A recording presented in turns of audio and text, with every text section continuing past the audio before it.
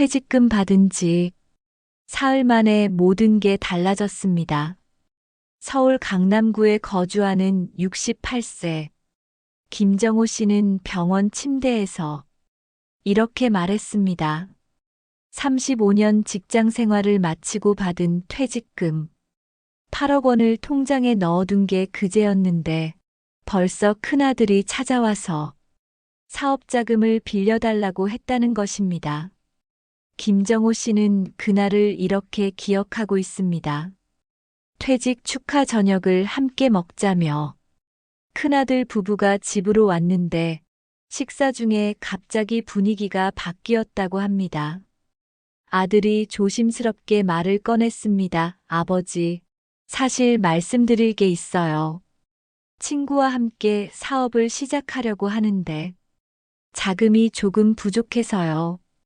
잠깐만 빌려주시면 1년 안에 꼭 갚을게요.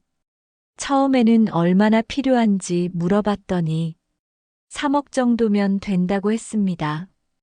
김정호 씨는 그때까지만 해도 큰 금액이 아니라고 생각했다고 합니다. 퇴직금이 8억이니까 3억 정도는 도와줄 수 있다고 여겼던 거죠. 하지만 며칠 후 상황이 달라졌습니다. 아들이 다시 찾아와서 이번에는 5억이 필요하다고 했습니다. 사업 규모가 커졌고 확실한 성공을 위해서는 더 많은 투자가 필요하다는 것이었습니다. 김정호 씨는 그때 처음으로 불안감을 느꼈다고 합니다. 5억이면 퇴직금의 대부분인데 만약 사업이 실패하면 어떻게 되는 건지 걱정이 됐다고 하셨죠. 하지만 아들이 매일 찾아와서 아버지만 믿고 있다며 간절하게 부탁했고 며느리도 함께 와서 무릎까지 꿇으며 도와달라고 했다고 합니다. 결국 김정호 씨는 퇴직금 5억 원을 아들에게 건네줬습니다. 그런데 문제는 여기서 시작되었습니다. 6개월 후 아들의 사업은 완전히 실패했고 투자한 돈은 한 푼도 돌려받을 수 없게 되었습니다. 더 큰 충격은 그 다음이었습니다. 아들이 다시 찾아와서 이번에는 사업 실패로 생긴 빚 3억을 갚아달라고 한 것입니다. 김정호 씨는 그때 상황을 이렇게 설명했습니다. 아들이 울면서 말하더라고요. 아버지가 도와주지 않으면 저희 가족이 길거리에 나앉게 된다고요. 손주들 생각하면 그냥 넘어갈 수가 없었어요. 결국 남은 퇴직금 3억과 살던 아파트까지 팔아서 아들의 빚을 모두 갚아줬습니다. 하지만 이것으로 끝이 아니었습니다. 1년 후 아들이 또 다른 사업을 시작한다며 다시 돈을 달라고 왔습니다. 이번에는 김정호 씨도 더 이상 줄 돈이 없다고 했지만 아들은 아버지가 인색하다며 오히려 화를 냈다고 합니다. 그 후로 아들 가족과는 연락이 끊어졌고 김정호 씨는 월세 원룸으로 이사를 가야 했습니다. 지금 김정호 씨는 국민연금 월 90만 원으로 생활하고 계십니다. 얼마 전 당뇨 합병증으로 입원했지만 의료비가 부담되어 치료를 제대로 받지 못하고 있는 상황입니다. 김정호 씨는 이렇게 말씀하셨습니다. 그때 아들의 첫 번째 부탁을 거절했더라면 지금처럼 살지는 않았을 텐데요. 퇴직금은 제 마지막 보루였는데 그걸 모두 잃고 나니 정말 막막해요. 더 안타까운 것은 아들과의 관계입니다. 김정호 씨는 돈을 주는 것이 자녀에 대한 사랑이라고 생각했지만 결과적으로는 아들의 책임감을 빼앗고 가족 관계까지 망가뜨린 것입니다. 아들은 아버지의 희생을 당연하게 여기게 되었고 더 이상 도움을 받을 수 없게 되자 연락조차 끊어버린 것이죠. 김정호 씨 같은 경우가 얼마나 많을까요? 국민연금공단이 최근 발표한 통계에 따르면 퇴직금을 받은 60대 이상 중 73%가 자녀의 금전적 요구를 받는다고 합니다. 그리고 이 중 67%가 거절하지 못하고 목돈을 내어준 후 심각한 경제적 어려움을 겪고 있다고 합니다. 서울대학교 노년학과 연구팀은 이런 현상을 부모 희생 증후군이라고 부릅니다. 자녀를 위해 모든 것을 포기했지만 결과적으로는 자녀와 부모 모두가 불행해지는 현상이라는 것입니다. 특히 퇴직 후 첫 3년이 가장 위험한 시기라고 하는데 이 시기에 잘못된 선택을 하면 평생을 후회하며 살아야 한다고 경고합니다. 그렇다면 김정호 씨 같은 상황을 어떻게 피할 수 있을까요? 자녀의 금전적 요구에 어떻게 대처해야 할까요? 지금부터 그 해답을 하나씩 찾아보겠습니다. 김정호 씨가 놓친 가장 중요한 신호가 하나 있었습니다. 바로 퇴직 발표와 함께 시작된 큰아들의 변화였습니다. 평소에는 명절에나 안부를 묻던 아들이 갑자기 매주 전화를 걸기 시작했던 것이죠. 김정호 씨는 그때를 이렇게 회상합니다. 아들이 갑자기 효자가 된 줄 알았어요. 아버지 건강은 어떠시냐? 퇴직 준비는 잘 되고 있냐며 자주 연락하더라고요. 하지만 지금 생각해보니 그 모든 관심에는 다른 목적이 있었다고 김정호 씨는 말합니다. 아들은 아버지의 퇴직 시점과 퇴직금 규모를 정확히 파악하고 있었고, 심지어 퇴직금을 언제 받는지까지 알고 있었다는 것입니다. 퇴직 한 달 전부터는 아예 퇴직금 이야기를 직접 꺼내기 시작했다고 하셨죠. 서울대학교 사회복지학과에서 전국 퇴직자 2,000명을 대상으로 조사한 결과는 충격적이었습니다. 자녀로부터 금전적 요구를 받은 부모들 중 무려 87%가 퇴직 발표 이후 자녀의 태도, 변화를 경험했다고 답했습니다. 평소보다 연락이 잦아지고 안부를 자주 묻고 퇴직 관련 질문을 많이 한다는 것이었습니다. 김정호 씨는 특히 기억에 남는 대화가 있다고 했습니다. 퇴직 2달 전쯤 아들이 전화로 이렇게 물어봤다고 합니다. 아버지, 퇴직금이 대충 얼마나 나올 것 같아요? 세금 떼고 나면 실제로는 얼마 정도 받게 되는 거예요? 그때는 아들이 아버지의 노후를 걱정해서 묻는 줄 알았다고 하셨죠. 하지만 더 구체적인 질문들이 이어졌습니다. 퇴직금을 받으면 어디에 예금할 건지, 언제쯤 받을 수 있는지, 한 번에 다 받는 건지, 나누어서 받는 건지까지 세세하게 물어봤다고 합니다. 김정호 씨는 그때 이미 아들이 자신의 퇴직금을 노리고 있었다는 것을 알아차렸어야 했다고 후회하고 계십니다. 노인 심리 전문가들은 이런 현상을 퇴직금 사냥이라고 부릅니다. 자녀들이 부모의 퇴직 시점을 미리 파악하고 체계적으로 접근하는 행동 패턴이라는 것입니다. 한국노인복지학회 김태호 교수는 이렇게 설명합니다.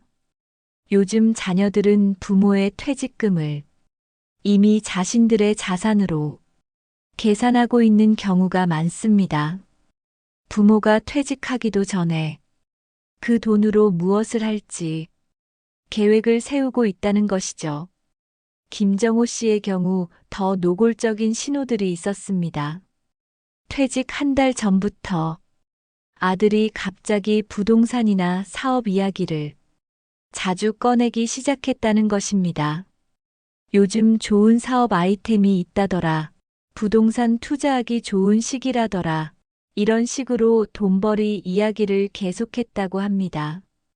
특히 기억에 남는 것은 퇴직 2주 전에 있었던 가족 모임이었다고 김정호 씨는 말합니다. 그날 큰아들이 갑자기 이런 말을 했다고 합니다.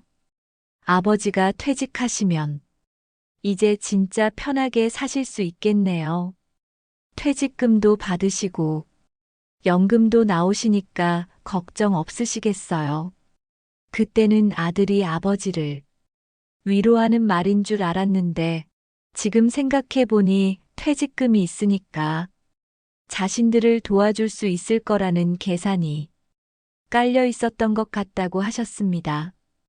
대한노인의학회에서 분석한 자료에 따르면 이런 사전 접근 패턴이 점점 더 정교해지고 있다고 합니다.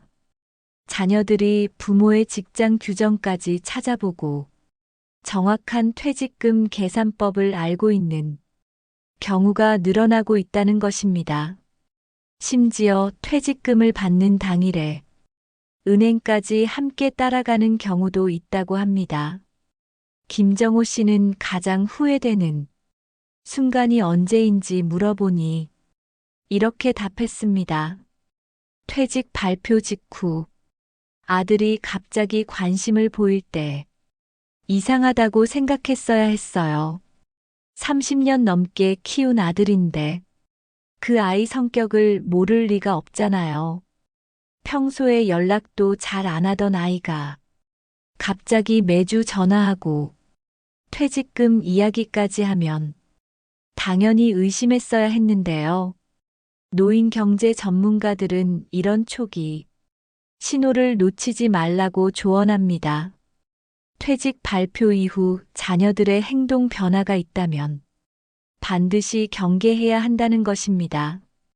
특히 평소보다 연락이 잦아지고 퇴직금이나 재정 상황에 대한 질문이 많아진다면 이미 자녀들이 부모의 돈을 노리고 있을 가능성이 높다고 합니다. 김정호 씨는 마지막으로 이런 조언을 남겼습니다. 자녀가 갑자기 효자나 효녀가 됐다고 좋아하지 마세요. 퇴직 시점에 맞춰 태도가 바뀐다면 분명히 다른 목적이 있는 겁니다. 그때 단호하게 선을 그었다면 지금처럼 후회하지 않았을 텐데요. 그렇다면 이런 초기 신호를 발견했을 때 어떻게 대처해야 할까요? 자녀들의 접근을 어떻게 막을 수 있을까요? 다음 이야기에서 더 구체적인 대응 방법을 알아보겠습니다. 김정호 씨가 결국 퇴직금을 내어줄 수밖에 없었던 결정적인 순간이 있었습니다. 바로 큰아들이 손주들을 데리고 와서 할아버지 앞에서 무릎을 꿇었던 그날이었습니다. 김정호 씨는 그 장면을 떠올리며 이렇게 말했습니다. 아들이 갑자기 바닥에 무릎을 꿇더니 아버지, 저희 가족이 길거리에 나앉게 생겼어요. 아버지만이 저희를 살릴 수 있어요 라고 하더라고요. 그 순간 김정호 씨의 마음은 완전히 무너졌다고 합니다. 옆에 있던 6살, 4살짜리 손주들이 영문도 모른 채 아빠를 따라 절을 하는 모습을 보니 도저히 거절할 수가 없었다고 하셨죠. 며느리까지 나서서 아버님이 도와주지 않으시면 정말 어떻게 해야 할지 모르겠어요 라며 눈물을 흘리기 시작했다고 합니다. 김정호 씨는 그때 이런 생각이 들었다고 했습니다. 내가 평생 벌어서 모은 돈인데 자식들이 이렇게까지 간절하게 부탁하는데 어떻게 외면할 수 있겠어요. 특히 손주들 생각하니까 마음이 더 약해졌어요. 이 아이들이 정말 길거리에 나앉으면 어떡하나 싶어서 결국 돈을 주게 된 거죠. 하지만 지금 김정호 씨는 그때의 상황이 모두 계획된 연출이었다는 것을 깨달았다고 합니다. 아들 부부가 미리 시나리오를 짜고 김정호 씨의 감정을 자극하려고 의도적으로 그런 행동을 했다는 것이죠. 특히 손주들까지 동원한 것은 할아버지의 마음을 완전히 무너뜨리기 위한 치밀한 계산이었다고 하셨습니다. 서울대학교 심리학과에서 노인 대상 금전 요구 패턴을 분석한 연구 결과가 있습니다. 자녀들이 부모에게 돈을 요구할 때 사용하는 가장 효과적인 방법이 바로 감정적 압박이라고 합니다. 특히 가족의 위기 상황을 강조하고 부모만이 가족을 구할 수 있다는 식으로 접근하는 경우가 89%에 달한다고 합니다. 김정호 씨의 큰아들이 사용한 방법들을 자세히 살펴보면 매우 체계적이었습니다. 첫째, 시간적 압박을 가했습니다. 내일까지 돈을 마련하지 못하면 사업 기회를 놓친다며 급하게 결정하도록 몰아붙였다고 합니다. 둘째, 가족 전체의 위기를 강조했습니다. 자신만의 문제가 아니라 며느리와 손주들까지 모두 위험에 빠진다고 말했다고 하셨죠. 셋째, 부모의 책임감을 자극했습니다. 아버지가 도와주지 않으면 가족들이 모두 고생한다며 죄책감을 느끼도록 했다고 합니다. 넷째, 미래의 보상을 약속했습니다. 사업이 성공하면 2배로 갚겠다고 하면서 투자의 개념으로 포장했다고 하셨습니다. 한국노인심리학회 박민수 교수는 이런 현상을 가족 감정 조작이라고 정의합니다. 자녀들이 부모의 사랑과 책임감을 악용해서 돈을 뜯어내는 행위라는 것입니다. 특히 손주들을 동원하는 것은 가장 악질적인 방법 중 하나라고 지적합니다. 김정호 씨는 그 과정에서 가장 힘들었던 순간을 이렇게 설명했습니다. 아들이 매일 찾아와서 아버지만 믿고 있다며 계속 압박했어요. 하루는 새벽 5시에 집 앞에서 기다리고 있더라고요. 잠도 제대로 못 자게 하면서 빨리 결정하라고 했어요. 그러다가 제가 조금이라도 망설이는 기색을 보이면 아버지는 자식보다 돈이 더 소중하냐며 화를 내기도 했어요. 더 교묘한 것은 다른 가족들까지 동원한 것이었습니다.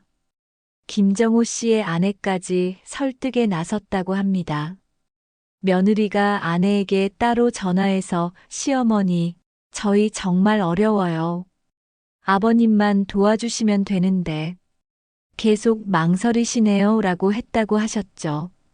그러자 아내도 김정호 씨에게 자식들이 그렇게 어려운데 왜 도와주지 않느냐며 압박했다고 합니다.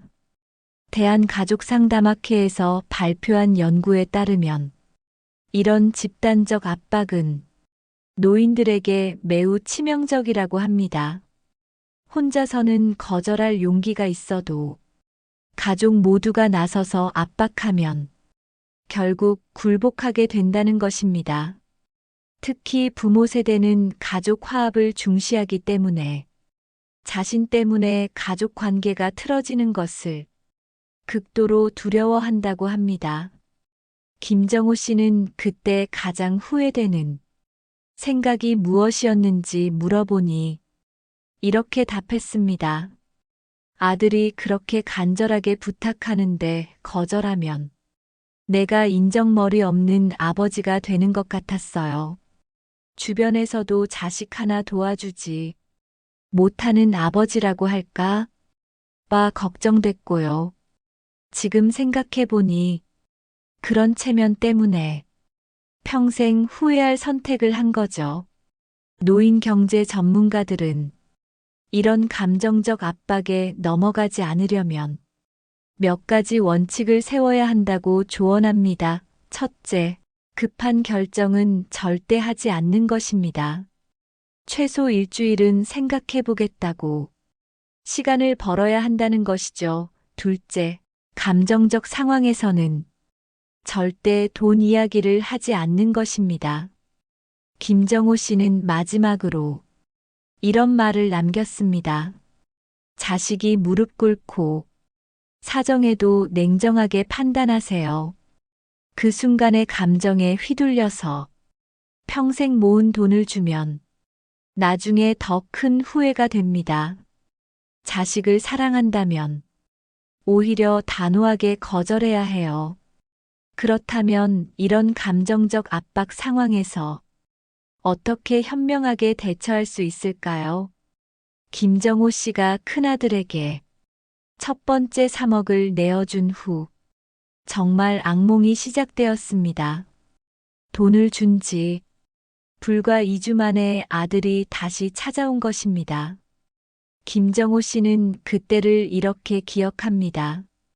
아들이 미안한 표정으로 와서는 아버지, 죄송한데 사업 규모가 커져서 추가 자금이 필요해요라고 하더라고요. 처음 약속했던 3억으로는 부족하고 총 5억이 있어야 제대로 된 사업을 할 수 있다는 것이었습니다. 김정호 씨는 그 순간 뭔가 잘못되고 있다는 느낌이 들었다고 합니다.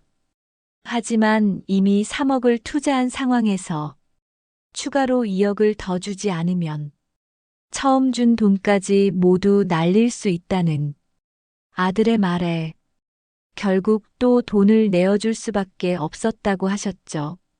이미 3억을 잃을 수는 없다는 생각에 나머지 2억까지 건네준 것입니다. 하지만 이것으로 끝이 아니었습니다. 3개월 후 아들이 또 찾아왔습니다. 이번에는 사업이 어려워져서 당장 운영자금 1억이 필요하다는 것이었습니다. 김정호 씨는 더 이상 줄 돈이 없다고 했지만 아들은 아버지가 살던 아파트를 담보로 대출을 받아달라고 요구했습니다. 지금까지 투자한 5억을 포기할 수는 없지 않느냐며 또다시 압박한 것이죠. 결국 김정호 씨는 살던 집까지 담보로 잡히게 되었습니다. 그리고 반년 후 최악의 소식이 전해졌습니다. 아들의 사업이 완전히 망해서 모든 투자금을 잃게 되었다는 것이었습니다. 더 큰 충격은 그 다음이었습니다.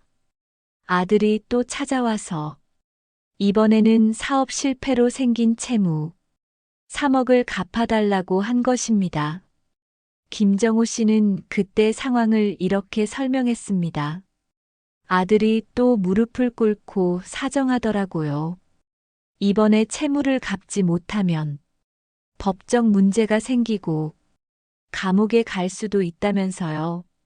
손주들이 아빠 없이 살게 될 수도 있다고 하니까 또 마음이 약해졌어요. 결국 아파트를 팔아서 채무까지 모두 갚아줬습니다. 서울대학교 경제학과에서 가계 파산 사례를 분석한 연구 결과가 있습니다. 자녀에게 돈을 빌려준 부모들 중 78%가 첫 번째 요구에 응한 후 연쇄적인 추가 요구를 받는다고 합니다. 특히 첫 번째 금액의 평균 3배에서 5배까지 추가로 요구받는 경우가 대부분이라고 합니다. 이런 현상을 전문가들은 돈의 늪이라고 부릅니다.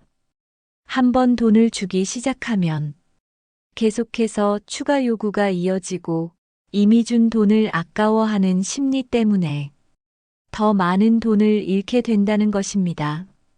한국노인경제학회 이정호 교수는 이렇게 설명합니다. 부모들은 이미 투자한 돈을 보호하려다가 오히려 더 큰 손실을 보게 됩니다. 이것은 투자 심리학에서 말하는 매몰 비용의 오류와 같은 현상입니다.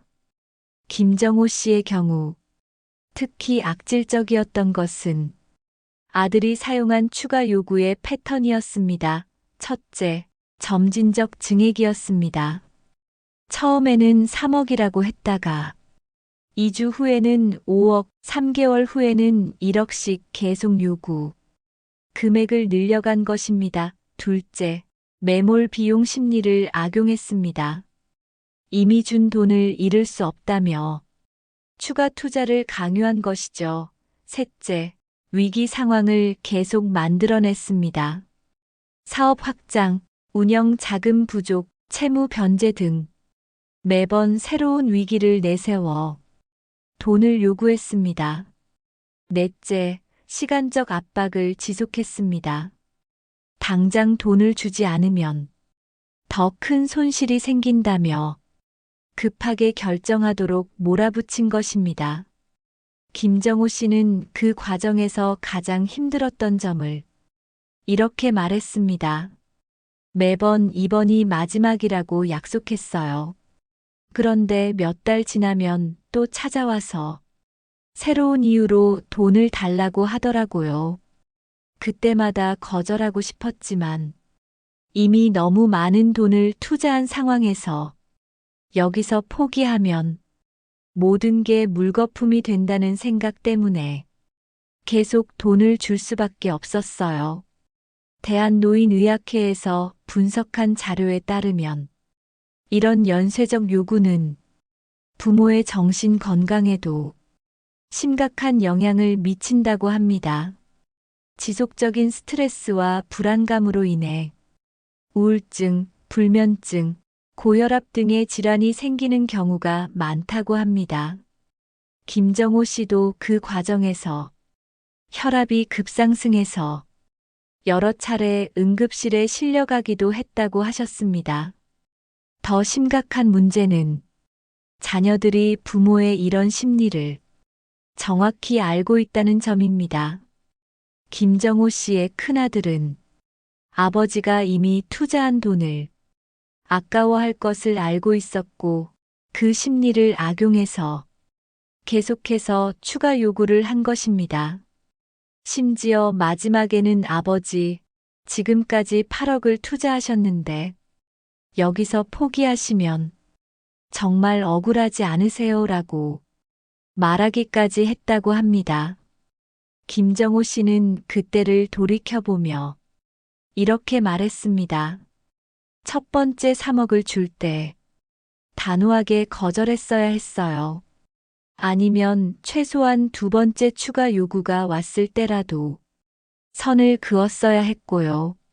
하지만 그때마다 이번이 마지막이라는 아들의 말을 믿고 계속 돈을 줬어요. 지금 생각해보니 아들은 처음부터 제 전 재산을 노리고 있었던 것 같아요. 노인 경제 전문가들은 이런 연쇄적 요구를 막으려면 처음부터 명확한 선을 그어야 한다고 조언합니다. 첫 번째 요구를 들어줬다고 해서 두 번째, 세 번째 요구까지 들어줄 필요는 없다는 것입니다.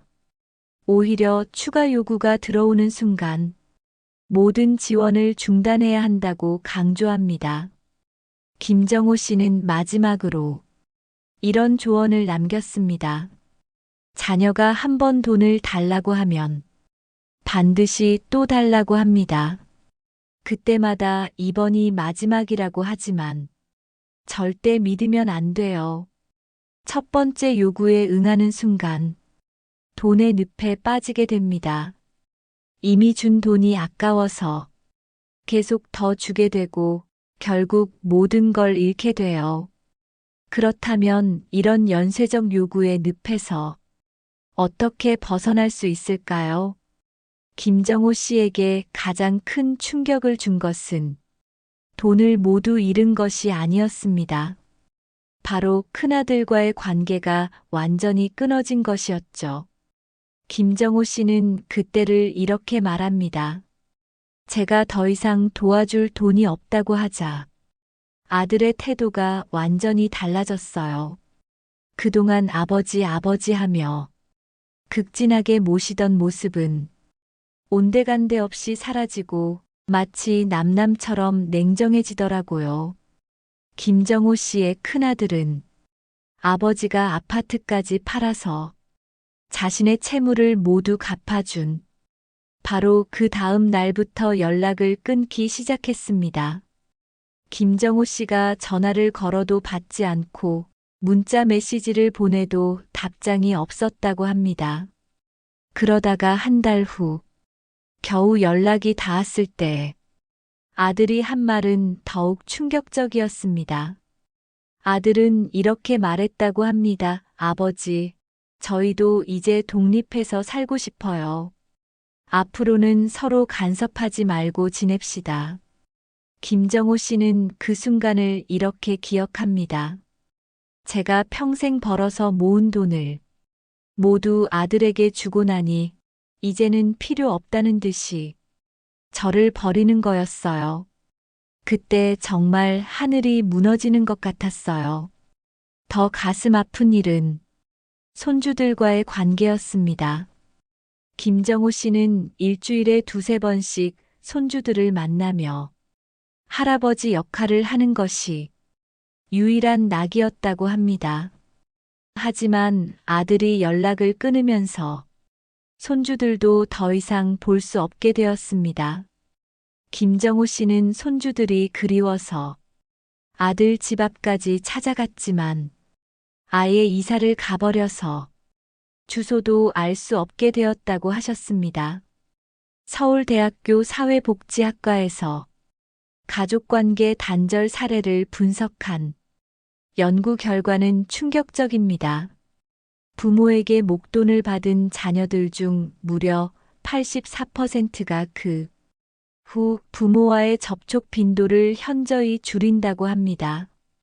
특히 자녀가 원하는 만큼이 돈을 모두 받은 경우에는 95%가 부모와의 관계를 의도적으로 단절한다고 합니다. 김정호 씨는 아들이 관계를 단절하기 전에 보인 행동 변화들을 지금도 생생하게 기억하고 있습니다. 첫째, 연락 빈도가 급격히 줄어들었습니다. 매주 안부를 묻던 아들이 갑자기 한 달에 한 번도 연락하지 않기 시작했다고 합니다.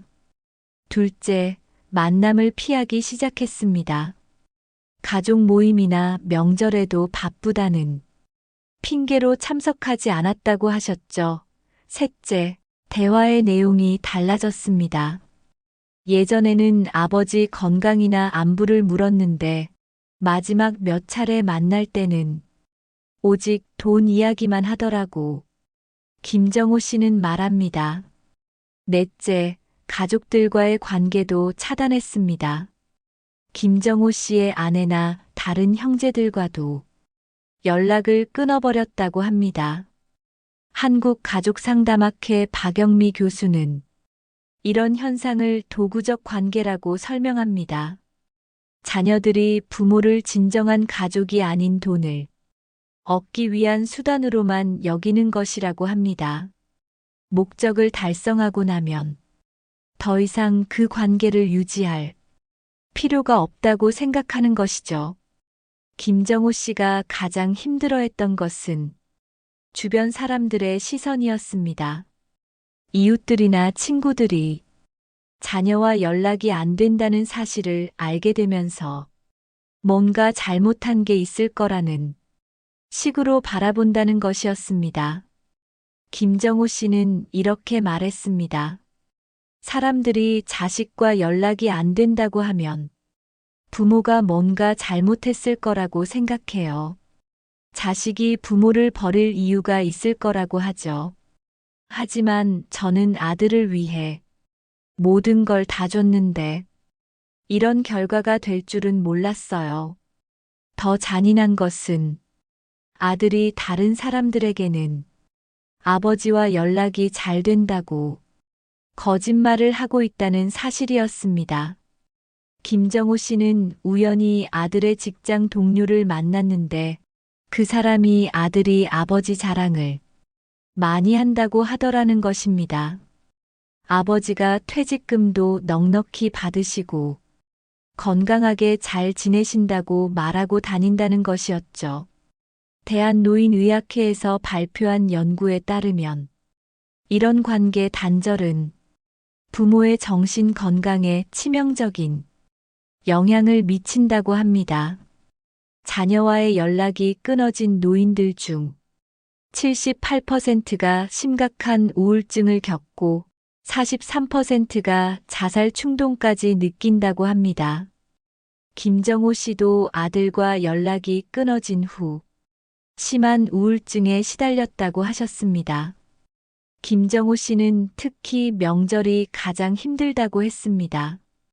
다른 가족들은 모두 자녀들과 함께 시간을 보내는데 자신만 혼자 있어야 하니까 더욱 외롭고 쓸쓸하다는 것입니다. 지난 추석에는 손주들이 너무 보고 싶어서 아들 집 근처를 맴돌았지만 결국 만나지 못하고 돌아왔다고 하셨습니다. 노인 심리 전문가들은 이런 상황을 예방하려면 애초에 자녀의 금전적 요구에 응하지 않는 것이 최선이라고 조언합니다. 하지만 이미 돈을 준 후라도 자녀가 관계 단절을 시도한다면 오히려 다행이라고 봐야 한다고 합니다. 그런 자녀는 애초부터 부모를 진정으로 사랑한 것이 아니기 때문이라는 것이죠. 김정호 씨는 현재 상황에 대해 이렇게 말했습니다. 처음에는 아들이 원망스럽고 배신감이 컸어요. 하지만 시간이 지나고 보니 오히려 아들의 진짜 모습을 알게 된 것 같아요. 만약 제가 돈을 주지 않았다면 평생 이런 아들인 줄 모르고 살았을 거예요. 지금은 이런 아들과 관계가 끊어진 게 오히려 다행이라는 생각도 들어요. 하지만 김정호 씨는 마지막으로 이런 당부를 남겼습니다. 자녀에게 돈을 준다고 해서 관계가 좋아지는 것은 아니에요. 오히려 더 나빠질 수 있어요. 진짜 자식이라면 부모의 노후를 걱정해서 돈을 달라고 하지 않을 거예요. 돈을 달라고 하는 순간 이미 그 관계는 끝난 것과 마찬가지예요. 그렇다면 이런 비극적인 상황을 어떻게 예방할 수 있을까요? 마지막으로 현명한 대처 방법을 알아보겠습니다. 6장 현명한 대처법과 희망적 사례. 1800자 하지만 모든 이야기가 김정호 씨처럼 비극적으로 끝나는 것은 아닙니다. 부산에 거주하는 72세 박영수 씨는 비슷한 상황에서 완전히 다른 선택을 했고 지금도 자녀들과 건강한 관계를 유지하고 있습니다. 박영수 씨 역시 퇴직 후 큰아들로부터 사업자금 5억을 빌려달라는 요구를 받았지만 단호하게 거절했다고 합니다. 박영수 씨는 그때 상황을 이렇게 설명했습니다. 아들이 무릎까지 꿇으며 사정했지만 저는 마음을 단단히 먹었어요.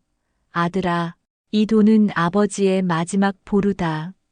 너희들을 사랑하기 때문에 줄 수 없다고 명확하게 말했어요. 처음에는 아들이 섭섭해했지만 지금은 오히려 그때 거절해준 것을 고마워해요. 박영수 씨가 사용한 대처법은 매우 체계적이었습니다. 첫째, 미리 원칙을 세워두었습니다. 퇴직하기 전부터 자녀들에게 퇴직금은 부모의 노후자금이니 절대 건드릴 수 없다고 명확히 선언해 두었다고 합니다. 둘째, 퇴직금을 즉시 분산해서 보관했습니다. 받자마자 여러 개의 통장과 금융상품에 나누어 넣어서 한 번에 큰 돈을 쓸 수 없도록 만들어 두었다고 하셨죠. 셋째, 자녀들과의 경계를 명확히 했습니다. 박영수 씨는 아들에게 이렇게 말했다고 합니다. 너는 이제 독립한 성인이고 나는 은퇴한 노인이다. 서로의 경제적 영역은 분리해서 생각하자. 부모가 자녀를 무한정 책임져야 한다는 생각은 잘못된 것이라고 분명히 말씀드렸어요. 넷째, 대안을 제시했습니다. 박영수 씨는 아들에게 돈을 주는 대신 다른 방법을 찾아보자고 제안했다고 합니다. 은행 대출을 알아보거나 사업 규모를 줄이거나 파트너를 더 구해서 자금을 조달하는 방법들을 함께 고민해 보자고 했다는 것입니다. 서울대학교 가족학과에서 건강한 노년 가족 관계를 연구한 결과에 따르면 박영수 씨와 같은 대처법이 가장 효과적이라고 합니다. 명확한 경계 설정과 함께 대안 제시를 병행할 때 자녀들도 부모의 결정을 이해하고 받아들이는 경우가 89%에 달한다고 합니다. 박영수 씨의 큰아들은 처음에는 아버지가 인정머리 없다며 섭섭해했다고 합니다. 하지만 시간이 지나면서 오히려 아버지의 현명함을 깨닫게 되었다고 하셨죠. 박영수 씨는 이렇게 말했습니다. 아들이 나중에 그러더라고요. 아버지가 그때 돈을 주셨다면 저는 평생 아버지에게 의존하는 사람이 되었을 거라고요. 거절해 주신 덕분에 스스로 해결할 방법을 찾을 수 있었다고 고마워해요. 실제로 박영수 씨의 큰아들은 아버지가 거절한 후 자력으로 사업 자금을 마련했고 지금은 성공적으로 사업을 운영하고 있다고 합니다. 더욱 놀라운 것은 아들이 오히려 부모님께 용돈을 드리고 있다는 점입니다. 박영수 씨는 이렇게 말씀하셨습니다. 아들이 한 달에 한 번씩 찾아와서 용돈을 드려요. 자기가 스스로 번 돈이니까 기쁜 마음으로 드릴 수 있다고 하더라고요. 대전에 거주하는 69세 최순자 씨도 비슷한 경험을 했습니다. 둘째 아들이 아파트 전세자금 3억을 빌려달라고 했을 때 단호하게 거절했다고 합니다. 대신 최순자 씨는 아들에게 이렇게 제안했다고 하셨습니다. 엄마가 돈을 빌려주는 대신 은행 대출의 보증을 서줄게 하지만 원금과 이자는 내가 직접 갚아야 해. 최순자 씨의 제안은 아들에게 경제적 도움을 주면서도 책임감을 잃지 않게 하는 절묘한 방법이었습니다. 아들은 은행 대출을 통해 전세 자금을 마련할 수 있었고 매달 원금과 이자를 직접 갚으면서 경제적 책임감도 기를 수 있었다고 합니다. 최순자 씨는 이렇게 말했습니다. 아들이 처음에는 왜 현금으로 주지 않느냐고 섭섭해했지만 지금은 그때 그렇게 해준 것이 옳았다고 인정해요. 한국노인경제학회에서 제시하는 현명한 대처법은 5가지입니다. 첫째, 감정과 경제를 분리하는 것입니다. 자녀에 대한 사랑과 경제적 지원은 별개의 문제라는 것을 명확히 해야 한다는 것이죠. 둘째, 미리 원칙을 세우고 지키는 것입니다. 퇴직 전부터 자녀들에게 노후 자금의 중요성을 설명하고 경계를 분명히 해야 합니다. 셋째, 즉석에서 결정하지 않는 것입니다. 자녀가 돈을 달라고 하면 최소 일주일은 생각해 보겠다고 시간을 벌어야 합니다. 넷째, 대안을 함께 찾는 것입니다. 무조건 거절하기보다는 다른 해결 방법을 함께 모색해 보는 것이 좋다고 합니다. 다섯째, 전문가와 상담하는 것입니다. 혼자 결정하기 어려운 상황에서는 재정 전문가나 가족 상담사의 도움을 받는 것이 좋습니다. 박영수 씨는 현재 퇴직금을 안전하게 관리하면서 여유로운 노후를 보내고 있습니다. 자녀들과의 관계도 예전보다 더 건강해졌다고 하셨죠. 박영수 씨는 이렇게 조언했습니다. 자녀에게 돈을 주는 것이 사랑이 아니에요. 오히려 자녀의 자립심을 키워주는 것이 진짜 사랑입니다. 부모가 평생 모은 돈을 지켜내는 것도 자녀들을 위한 일이에요. 최순자 씨도 마지막으로 이런 말을 남겼습니다. 자녀들이 돈을 달라고 할 때가 진짜 부모의 지혜가 필요한 순간이에요. 그때 현명하게 대처하면 자녀들도 성장하고 부모도 평안한 노후를 보낼 수 있어요. 하지만 감정에 휘둘려서 잘못된 선택을 하면 모두가 불행해져요.